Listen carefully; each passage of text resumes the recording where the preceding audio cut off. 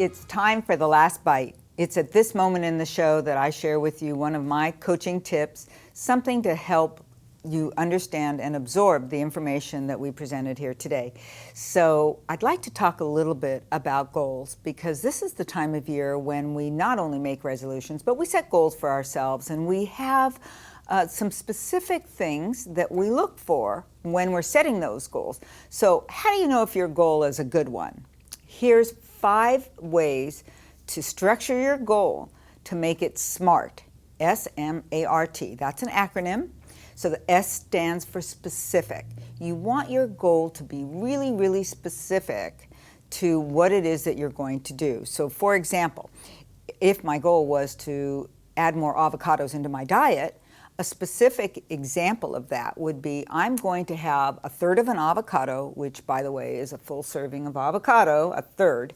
I'm going to have a third of an avocado twice a week beginning next Monday. That's an example of a specific goal. M stands for measurable. Make your goal something you can measure, not just I'm going to have more avocado, but I'm going to have a third of an avocado. That is very specific, very measurable. That's S-M.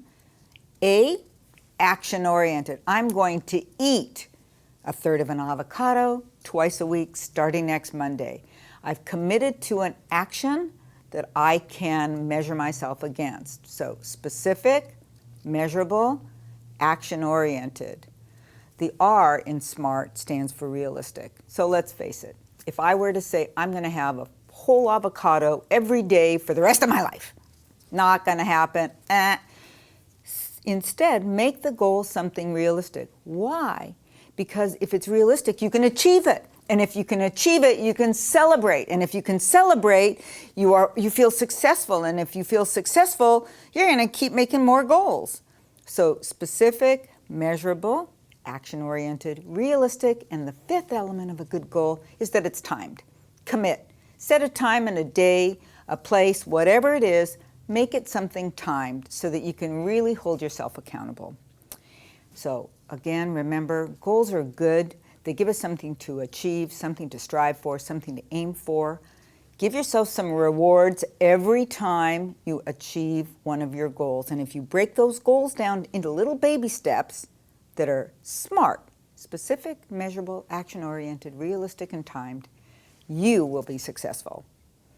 And thank you so much for joining me. My name is Jackie Keller. I hope to see you next week on Food Exposed. For more Food Exposed, check me out on emPOWERme.tv. And until next week, remember, make food your best friend and exercise your companion for life.